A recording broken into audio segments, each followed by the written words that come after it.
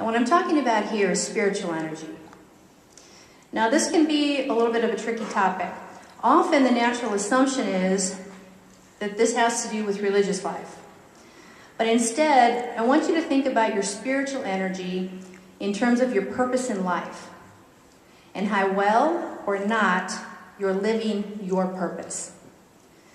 When you lack alignment between your purpose and what you actually do in the world, you're likely to feel a drain on your spiritual energy.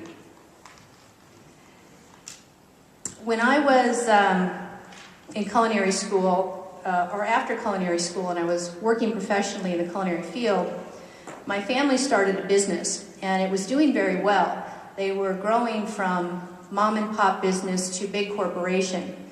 And my parents asked me if I would come into the business. And as much as I loved cooking, it was an opportunity that I did not want to turn away. It was a phenomenal experience. I got to learn about every aspect of business from the ground up. Unfortunately, what I discovered in that process is that I'm not a 9-to-5 office type person. I lived 3 miles from our facility. And in that 3-mile distance, in about year 4, I started noticing that by the time I arrived at the office in the morning, I'd be sick to my stomach. So I'd prepare myself. And then I'd start to arrive at the office and I'd have a headache. So I'd take aspirin. Then I started preempting my headache since I knew I was going to have one by the time I arrived at the office. So I took aspirin before I left home so I wouldn't have a headache when I got there. Now, this has nothing to do with my family's business. It was a misalignment between who I am, what I needed to do in my life, and what I spent the majority of my time in a given day doing. And it was wrong for my body, and my body was clearly sending me signals. And getting out of the business allowed the family business to move on and do what it needed to do, and allowed me to move on and do what I needed to do. And the headaches went away. Taking care of yourself and attending to your basic needs is very important. And in extra times of stress, what I recommend is that you prioritize self-care as number 1.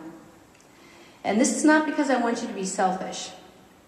Rather, it's because I want you to have enough surplus energy to be able to effectively care for the others, to be able to effectively care for others because you have taken care of yourself first.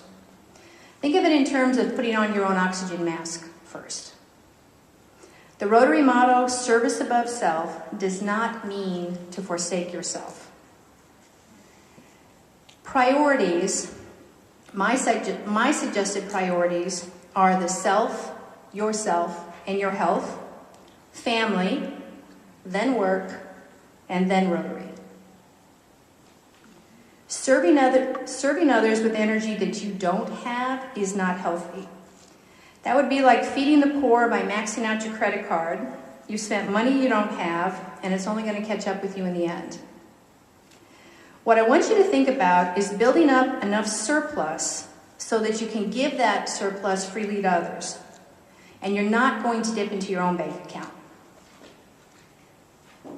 Service to others is one of the most fulfilling ways to live our lives. But putting our own health and wellness in jeopardy just to do it might not be worth it in the end.